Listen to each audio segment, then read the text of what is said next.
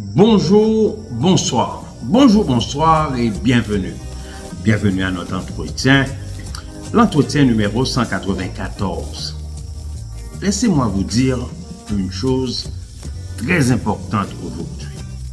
Manger ou non, ou quelqu'un qui décide de manger de la viande de porc et aller à l'église le dimanche ou le samedi, c'est correct.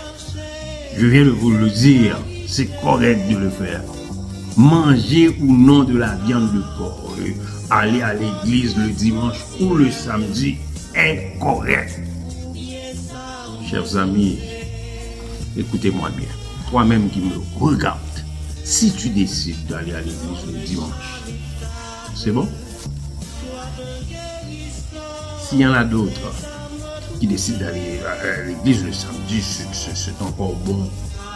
Si toi tu décides de manger de la viande de porc, c'est bon. Si tu décides de ne pas manger cette viande-là, c'est encore bon. Laissez-moi vous dire une chose. Les chrétiens évangéliques comme les baptistes, les pentecôtistes disent, écoutez, que le vrai jour d'aller à l'église est le dimanche. Tandis que les adventistes disent que le vrai jour, le bon, c'est le samedi. Les adventistes disent qu'on ne doit pas manger de la viande de porc, tandis que les baptistes et les pentecôtistes disent que manger de la viande de porc est un grand péché. Écoutez, c'est vrai que l'Ancien Testament, dans l'Ancien Testament, Dieu avait défendu au peuple d'Israël de manger de la viande de porc. C'est vrai que Dieu leur avait demandé de respecter le sabbat, de respecter le samedi. Mais beaucoup de gens pensent que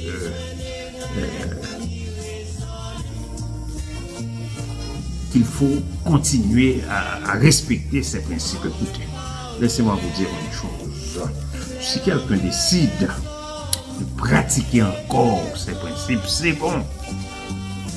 Si quelqu'un décide de les faire, de continuer à les faire, c'est une bonne chose. Je crois que beaucoup ne regardent pas la Bible dans un contexte normatif, comme une unité. La Bible est une unité. Nous devons la regarder en tant qu'unité. Nous devons bien comprendre la Bible, d'essayer de placer les choses dans son contexte. L'apôtre Paul apporte un éclaircissement sur ces deux sujets dans Romains chapitre 14.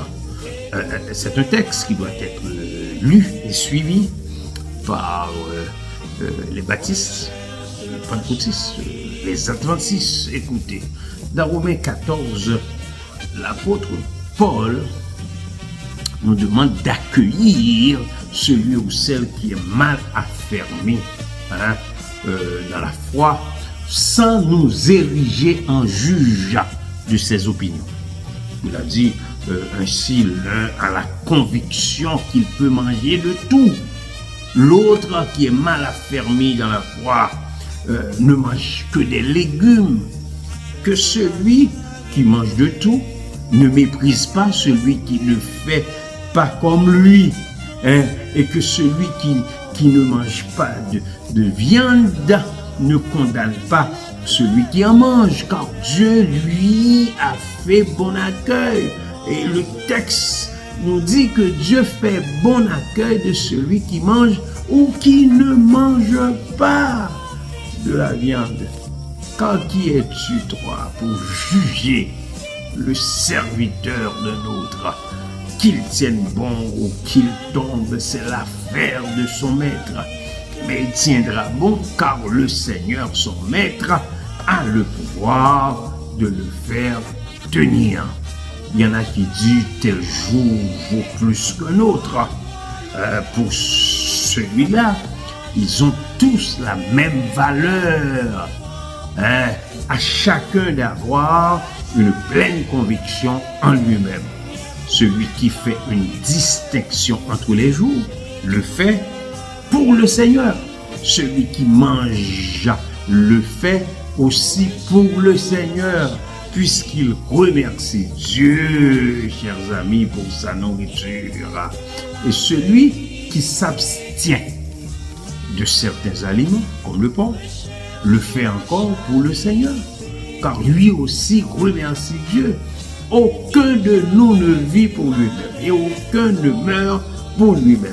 Si nous vivons pour le Seigneur. Et si nous mourrons pour le Seigneur, ainsi que nous vivions ou que nous mourions.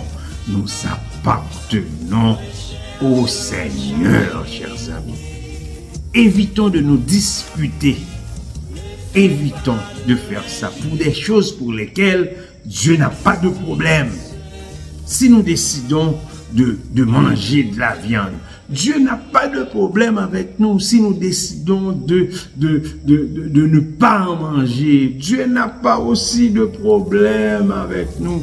Nos frères baptistes, nos frères pentecôtistes, si vous décidez d'aller avec conviction adorer le dimanche, c'est correct. De même pour nos adventistes. S'ils décident d'adorer le samedi, c'est correct aussi. Dieu n'a pas aussi de problème avec eux. Que tout ce que nous faisons soit le fruit d'une conviction. Kléber Jean-Charles vous a parlé. Au revoir et à bientôt.